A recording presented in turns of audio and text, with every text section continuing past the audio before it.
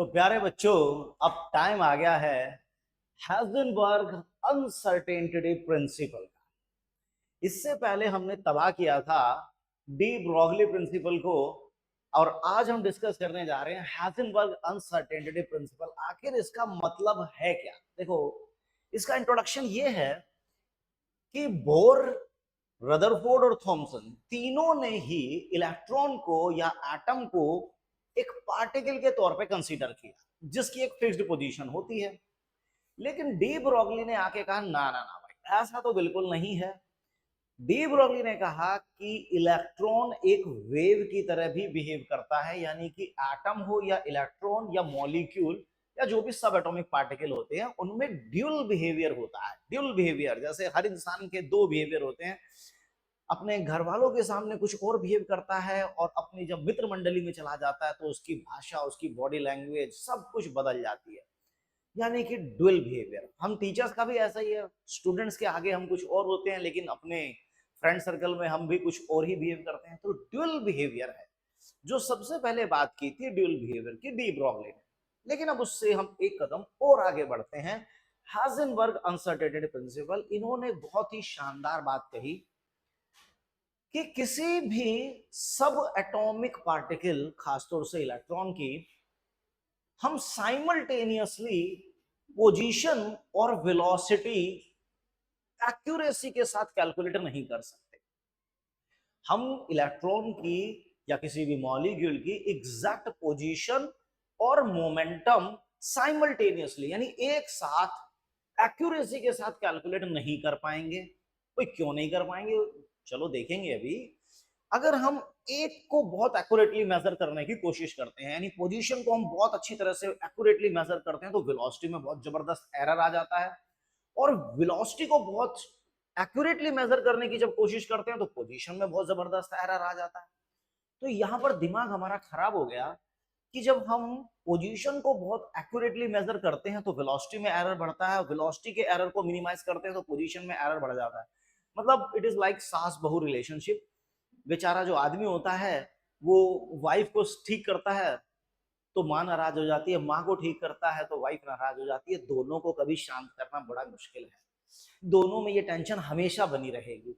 ऐसा ही हाइजेनबर्ग ने कहा कि इलेक्ट्रॉन की एग्जैक्ट पोजीशन और मोमेंटम साइमल्टेनियसली यानी एक साथ कैलकुलेट करना, वो भी एक्यूरेसी के साथ, इम्पॉसिबल है। लेकिन हम ऐसा कैसे मान लें कि इम्पॉसिबल है? बोर ने तो कहा जी पॉसिबल है। देखो, बोर ने क्या कहा? बोर ने कहा कि आप मुझसे पूछो किसी भी एटम के अंदर किसी भी रेडियस को मैं कैलकुलेट करके बता सकता हूं। बोर ने कहा था कि 0.529 एन स्क्वायर अपॉन जेड, ये देखिए एंगस्ट्रॉम। हम किसी भी एटम के अंदर किसी भी शेल का distance from the centre of nucleus बता सकते हैं, यानी पोजीशन बता रहे हैं। बोर ने कहा कि ठहरो वत्स, मैं तुम्हें वेलोसिटी भी निकाल के बताता हूं। तुम्हें जिस मर्जी एटम के अंदर जिस मर्जी इलेक्ट्रॉन की वेलोसिटी चाहिए, ये फॉर्मूला लगाओ, तुम्हें पोजीशन का भी पता चलेगा और वेलोसिटी का भी पता चलेगा। लेकिन ये बातें किसने की थी? ये दोनों बातें बोर ने की थी, क्योंकि बोर के अकॉर्डिंग जो इलेक्ट्रॉन था वो एक पार्टिकल बिहेवियर करता था। लेकिन इसके बाद जब कहानी में एंट्री हो गई थी डी ब्रोगली की, उन्होंने प्रूव किया कि इलेक्ट्रॉन में ड्यूल बिहेवियर है, यानी कि इलेक्ट्रॉन में पार्टिकल बिहेवियर भी है तो वेव बिहेवियर भी है। पार्टिकल का मतलब तो एक फिक्स्ड पोजीशन है, फिक्स्ड पाथ है, लेकिन वेव का मतलब है एक डिस्टरबेंस, लगातार उसकी पोजीशन बदलती रहेगी, ये वेव होती है। अब देखिए, इस एक एक्सपेरिमेंट के थ्रू हम हाइजेनबर्ग को समझने की कोशिश करते हैं। आप एक बात सोचिए, हाइजेनबर्ग ने कहा कि इलेक्ट्रॉन की पोजीशन और वेलोसिटी एक साथ एक्यूरेटली साइमल्टेनियसली मेजर नहीं कर सकते।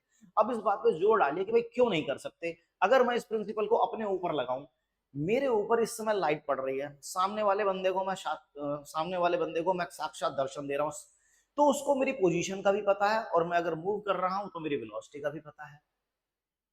प्रॉब्लम ये है जनाब कि आप ये जो प्रिंसिपल अप्लाई कर रहे हैं डेली लाइफ में, ये हम जैसे मैक्रोस्कोपिक ऑब्जेक्ट पे लागू नहीं होगा, क्योंकि हमारा मास बहुत ज्यादा है, और जो फोटोन आ रहे हैं वो फोटोन हमसे टकराएंगे ना, उनकी एनर्जी ना के बराबर है, बहुत बहुत कम है। तो हमारी पोजीशन में या हमारी वेलोसिटी में अगर मैं मूव कर रहा हूं, ऐसा नहीं है कि लाइट पड़ने पर मेरी वेलोसिटी में चेंज आ जाएगा, चेंज नहीं आएगा। ऐसा समझ लीजिए कि कोई बॉल आई किसी एक डायरेक्शन में, मान लीजिए एक्स डायरेक्शन में बॉल आ रही है और मैं उसको एक्स डायरेक्शन में हिट कर दूं, तो उसकी वेलोसिटी में और उसकी पोजीशन में चेंज आ जाएगा। वहां तो चेंज आ गया क्योंकि वहां हमने ज्यादा एनर्जी के साथ उसको हिट किया। यहां पर ये जो रेडिएशन आके हमें हिट कर रही है, हम पे कोई फर्क नहीं पड़ रहा, ना पोजीशन में ना वेलोसिटी में, क्योंकि हमारा मास बहुत ज्यादा है और जो फोटोन हमसे टकरा रहे हैं उनकी एनर्जी बहुत कम है।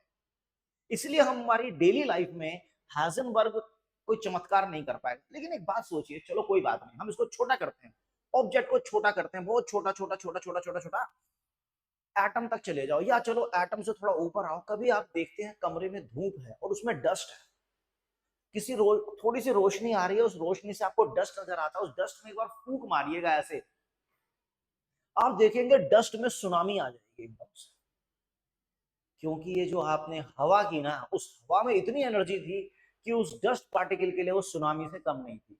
अब अगर इसी कॉन्सेप्ट को हम इलेक्ट्रॉन के रिलेटिवली सोचें कि इलेक्ट्रॉन का मास तो बहुत कम है, अगर वहां पर फोटोन टकराए तो क्या होगा। देखिए, एक बात समझ लीजिए कि किसी भी ऑब्जेक्ट को अगर आप देखना चाहते हैं, उसकी पोजीशन को लोकेट करना चाहते हैं, तो आपको देखना पड़ेगा।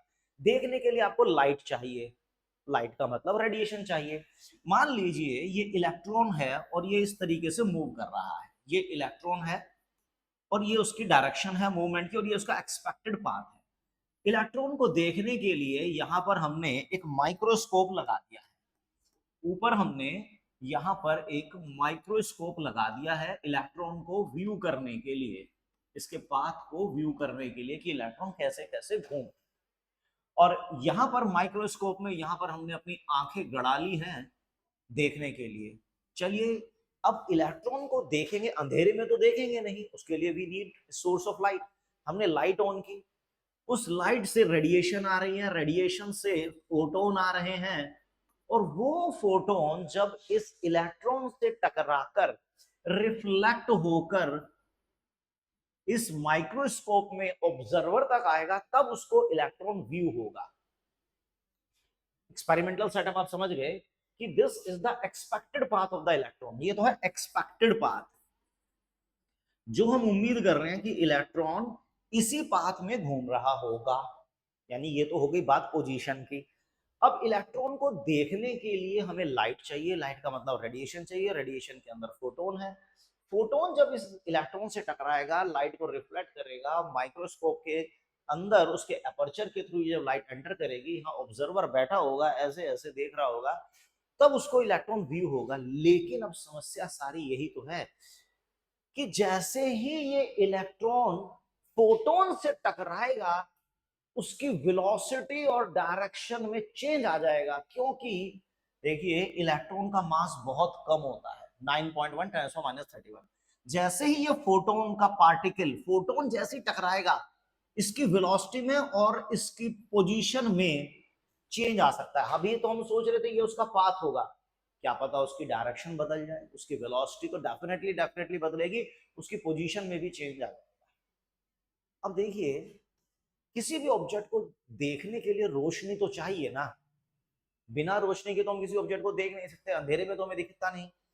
हमने क्या किया कि जो भी हम ये फोटोन ले रहे हैं, दैट इज एच न्यू, और न्यू होता है c/λ। या तो जो रेडिएशन हम चूज कर रहे हैं इलेक्ट्रॉन को देखने के लिए, वो छोटी वेवलेंथ की हो या बड़ी वेवलेंथ की हो या इंटरमीडिएट वेवलेंथ की हो। अगर ये बहुत छोटी वेवलेंथ होती है तो आप सोचिए क्या होगा। अगर वेवलेंथ छोटी है तो फ्रीक्वेंसी ज्यादा होगी, और जो फोटोन आप यूज कर रहे हैं उसकी एनर्जी ज्यादा होगी। ज्यादा एनर्जी वाला फोटोन जब इलेक्ट्रॉन से टकराएगा, समझ लीजिए किसी ने मुझे ही अगर धक्का दे दिया, तो मेरी पोजीशन में और वेलोसिटी में चेंज आ जाएगा। मैं अगर मूव कर रहा हूं तो मेरी वेलोसिटी में चेंज आ जाएगा, ठीक है। हो सकता है मेरी डायरेक्शन भी बदल जाए धक्का देने पर, क्योंकि यहां से इलेक्ट्रॉन को पुश मिलेगा एक फोटोन का, फोटोन आके टकराएगा, टकराने से उसकी पोजीशन में और उसकी वेलोसिटी में चेंज आ जाएगा। अब ये तो हुआ कि यार वेलोसिटी, अगर मान लीजिए हमने पहले बहुत ही छोटी वेवलेंथ ली, शॉर्ट वेवलेंथ ली, लेट इट बी λ1, अगर उसकी वेलोसिटी पहले 100 मीटर पर सेकंड थी, तो अब बढ़ के अगर मान लीजिए वो 200 मीटर पर सेकंड हो गई, तो वेलोसिटी में देखो कितना जबरदस्त चेंज आ गया होगा। ये है वेलोसिटी में एरर, कि जैसे ही फोटोन इस इलेक्ट्रॉन से टकराया, इलेक्ट्रॉन की वेलोसिटी एकदम से बढ़ गई और डायरेक्शन भी चेंज हो गई होगी, यानी कि पोजीशन में भी चेंज आ गया। लेकिन हाँ, रोशनी बहुत है तो इलेक्ट्रॉन दिखाई तो आपको बहुत अच्छी तरह से दे रहा है।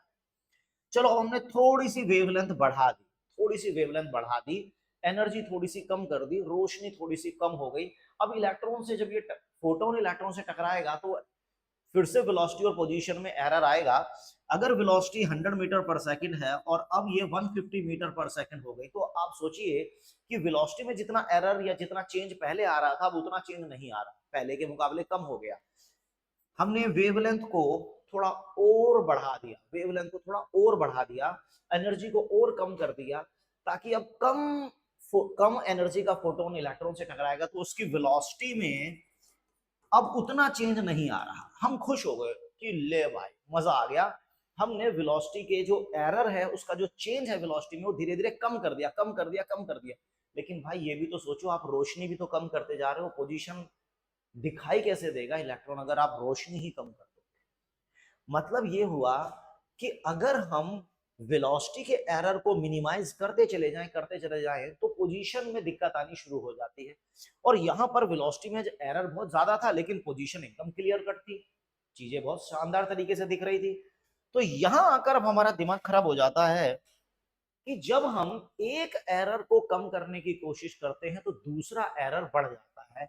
यानी ये तो है error in position, uncertainty in position, और ये होता है एरर इन मोमेंटम।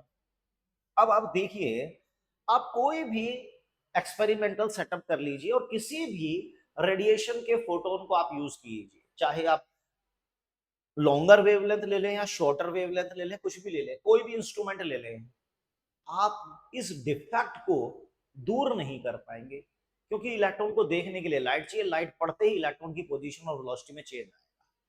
इसका मतलब ये तो इंस्ट्रूमेंटल डिफेक्ट है ना, ये तो एक यूनिवर्सल डिफेक्ट हो गया कि यार इलेक्ट्रॉन को देखना है, देखने के लिए लाइट चाहिए, लाइट पड़ते ही इलेक्ट्रॉन की पोजीशन में और वेलोसिटी में चेंज आ जाता है। अगर हमने एनर्जी बहुत ज्यादा यूज कर ली तो पोजीशन तो क्लियर हो जाती है, लेकिन वेलोसिटी में एरर बहुत ज्यादा हो जाता है।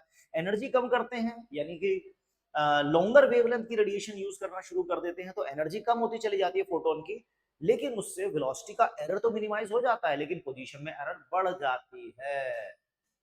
लेकिन अब हम कोई भी वेवलेंथ की रेडिएशन यूज करें, इन दोनों का प्रोडक्ट हमेशा h/4 के या तो बराबर आता है या ज्यादा।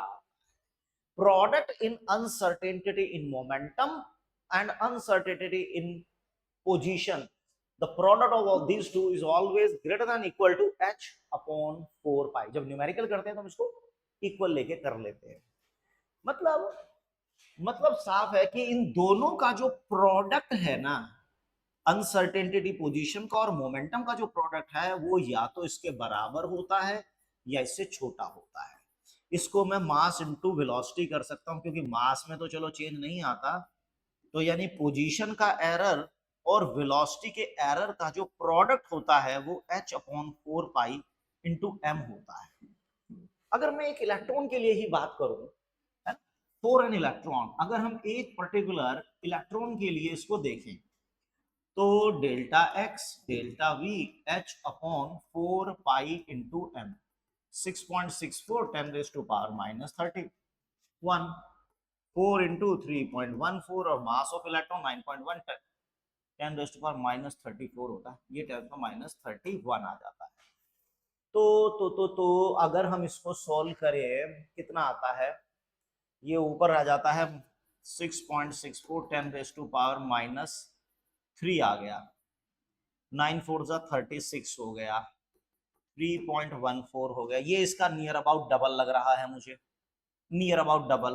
तो 2/36 इंटू में 10⁻⁻³ 1/18 हो गया, 10⁻⁻³ इसको ऐसा करते हैं 100 से ऊपर नीचे इंटू भी कर देते हैं, तो 5 पॉइंट समथिंग, 18 5 19, तो 5.5 के आसपास, 5.5 और 10⁻⁻⁵, लगभग लगभग, है ना, नियर अबाउट।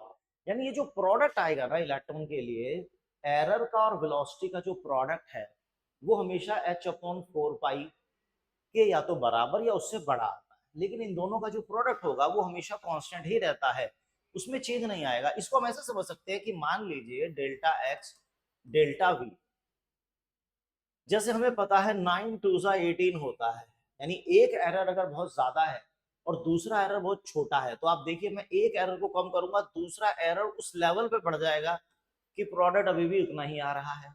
मैं इसको और कम कर देता हूं तो आप देखिए दूसरा एरर बढ़ गया, और कम कर दिया तो और ज्यादा एरर बढ़ गया। मींस मैंने अगर पोजीशन के एरर को मिनिमाइज किया तो वेलोसिटी का जो एरर है वो बहुत ज्यादा बढ़ जाता है, लेकिन उनका प्रोडक्ट हमेशा कांस्टेंट रहता है। यही बात हेजनबर्ग ने हमें बखूबी समझा दी और हमें समझ में भी आ गई कि चलो ठीक है, अब हम इसको अप्लाई भी करके देख लेते हैं। चलो भाई, एक दो, जब तक न्यूमेरिकल ना हो ना तब तक थ्योरी बेअसर होती है। मतलब सब्जी तो आपने बना ली, लेकिन समझ लो उसमें छोंक नहीं लगाया तो कोई स्वाद तो आएगा नहीं। तो इसलिए theory is meaningless without numerical. तो आ जाइए मैदान में।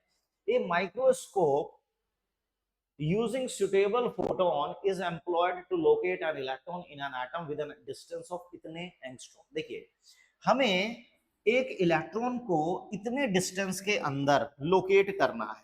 0.1 एंगस्ट्रॉम का मतलब हो गया है 0.1 10⁻⁻10 यानी 10⁻⁻11 मीटर।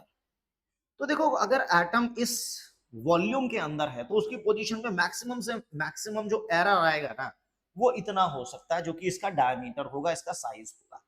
इसका मतलब अगर हम इलेक्ट्रॉन को इस वॉल्यूम के अंदर लोकेट कर रहे हैं तो उसकी पोजीशन में मैक्सिमम से मैक्सिमम ये एरर हो सकता है।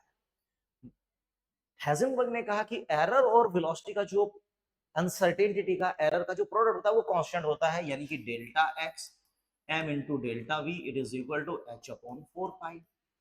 तो हमें निकालना है डेल्टा वी, तो डेल्टा वी आ गया h/4 pi m into delta x 6.64 10⁻⁻34 4 into pi 9.1 10⁻⁻31 और डेल्टा एक्स हो गया 10⁻⁻11।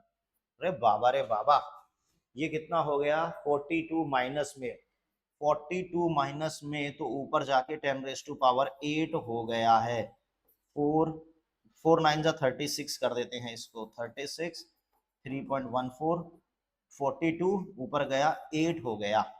चलिए इसको लिखवा 2, फिर ये 1/18 पहले वाला ही हो गया, तो 1/18, तो 1/18 10⁻8। ठीक है, तो ये हो जाएगा 5.5 नियर अबाउट 10⁻6 मीटर पर सेकेंड। तो ये देखो कितना जबरदस्त एरर। अगर पोजीशन का एरर बहुत कम है तो आप देखिए वेलोसिटी में एरर कितना जबरदस्त आ रहा है, बहुत खतरनाक एरर आ गया वेलोसिटी में। तो यही प्रॉब्लम है कि एक एरर को हम कम करेंगे तो दूसरा एरर बढ़ जाएगा, दूसरे को कम करेंगे पहले वाला एरर बढ़ जाएगा। आप इलेक्ट्रॉन को देखने के लिए माइक्रोस्कोप में कोई भी रेडिएशन, कोई भी फोटोन यूज कर लीजिए, ये एरर हमेशा रहेगा, आप इसको कम कर ही नहीं पाएंगे। क्योंकि ये जो भी प्रिंसिपल है, it is nothing to do with our daily life. It has its significance only at microscopic level. क्योंकि माइक्रोस्कोपिक लेवल पे हम सब एटॉमिक पार्टिकल के साथ डील करते हैं जिनका मास बहुत कम होता है, उनके लिए तो ये एप्लीकेबल है, लेकिन हमारी दैनिक जीवन में इसकी कोई उपयोगिता नहीं है। जी हाँ भाइयों बहनों, it has no utility in our daily life. चलिए नेक्स्ट क्वेश्चन क्या है कि हमें अनसर्टेनिटी इन वेलोसिटी कैलकुलेट करनी है एक ऑब्जेक्ट की जिसका मास 3000 केजी है। बाबा रे बाबा, 3000 केजी का मतलब है ये डेली लाइफ से रिलेटेड हो गया, जिसकी पोजीशन में जो एक्यूरेसी है वो ±10 pm है। देखिए जो डेल्टा एक्स होता है कहीं ना कहीं वो वेवलेंथ के ऊपर डिपेंड करती है। पोजीशन की जो भी एरर है it is directly proportional two plus minus lambda wavelength पर, कि आप कौन सी वेवलेंथ की रेडिएशन यूज कर रहे हैं। ठीक, तो यहां पर फिलहाल जो डेल्टा एक्स आ रहा है वो आ रहा है 10 पिकोमीटर, पिको माने -12 मीटर, तो इट इज 10⁻⁻11 मीटर। ठीक, चलिए अब delta x M into delta v is equal to h upon 4 pi. हमें क्या निकालना है बच्चों, हमें डेल्टा वी निकालना है, तो H upon 4 pi M into delta x. Delta अच्छा नहीं बना, इसको हटाया जाए तुरंत। डेल्टा एक्स, एच हो गया 6.64 10⁻⁻34, 4 हो गया, पाई हो गया, मास कितना है 3000 केजी हो गया, और डेल्टा एक्स 10⁻⁻11 मीटर हो गया। चलो टूट पड़ो नौजवानों, कितना आ जाता है फिर से, इसको लिया 10⁻⁻8, -8, इस 3 से इस 3 को काट देता हूं तो 2.2 के आसपास, 4 इंटू 3.14, -8 ऊपर गया, +8 इसमें आ गया 26 आ गया, 26। इसको भी राउंड ऑफ करके 2 कर देता हूं, तो 2 से 2 कटेगा 4, यानी कि 2 आ जाता है। 2 को 3 से इंटू करते हैं तो 6.28 10⁻⁻26। चलो इसको भी राउंड ऑफ करके अगर मैं 6 ही कर देता हूं तो 10/6, 5/3 यानी 1.6 के आसपास, 1.6 10⁻⁻27 मीटर पर सेकेंड। अरे बाबा, देखो यार वेलोसिटी में कितना कम एरर दिखाई दे रहा है, क्योंकि इतना बड़ा ऑब्जेक्ट है, ऑब्जेक्ट इतना हैवी है, इतना मैसिव ऑब्जेक्ट है कि अगर उससे रेडिएशन टकरा भी गई ना, तो आप देखो वेलोसिटी में कोई चेंज ही नहीं आएगा, ऑलमोस्ट सेम पहले जैसी वेलोसिटी है।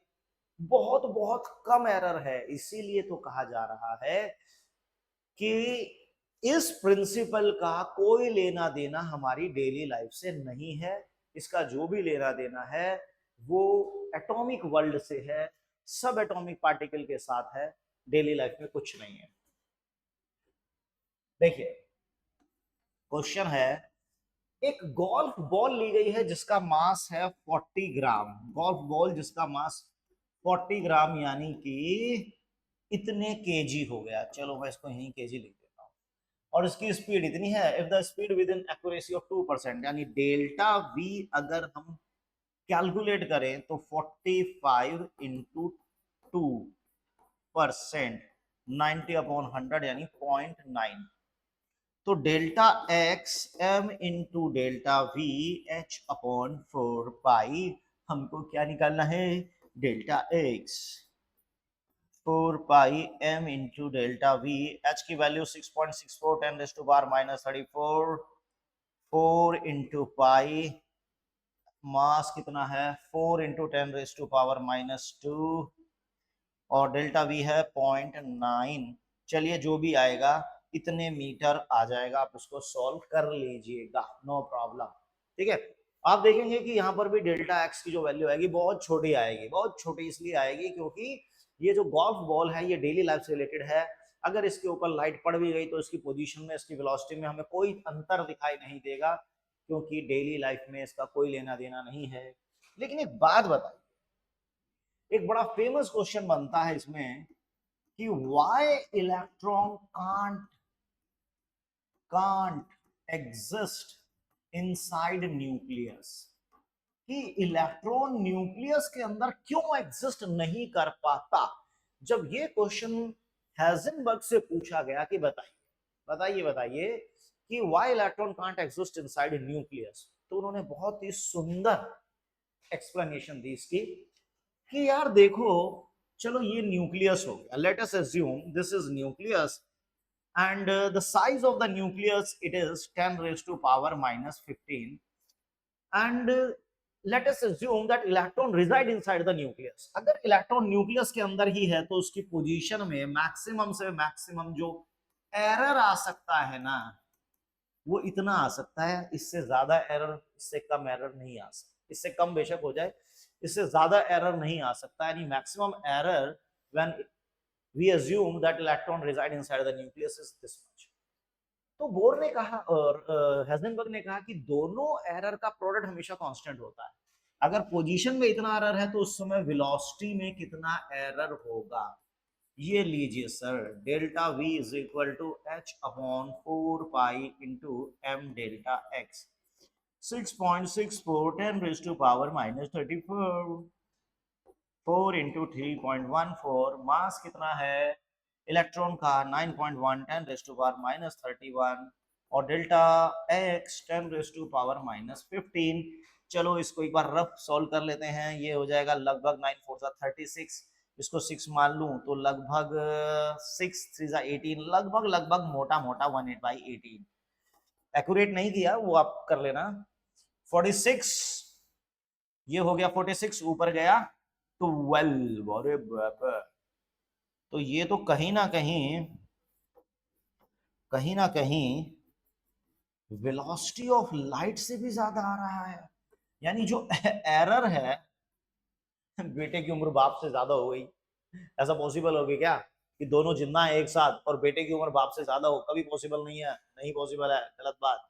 डेल्टा वी ग्रेटर देन, यानी कि वेलोसिटी इतनी ज्यादा बढ़ जाएगी कि वेलोसिटी ऑफ लाइट को भी एक्सीड कर जाएगी ना, ये पॉसिबल नहीं है। तो अगर कभी ऐसे हालात बन जाएं कि इलेक्ट्रॉन को न्यूक्लियस के अंदर रहना पड़े तो न्यूक्लियस का वहां जीना मुश्किल हो जाएगा, क्योंकि उसकी वेलोसिटी में इतना ज्यादा एरर आ जाता है कि उसकी वेलोसिटी ऑफ लाइट से ज्यादा हो जाएगी और वो न्यूक्लियस को फाड़ फूड़ के बाहर आ जाएगा।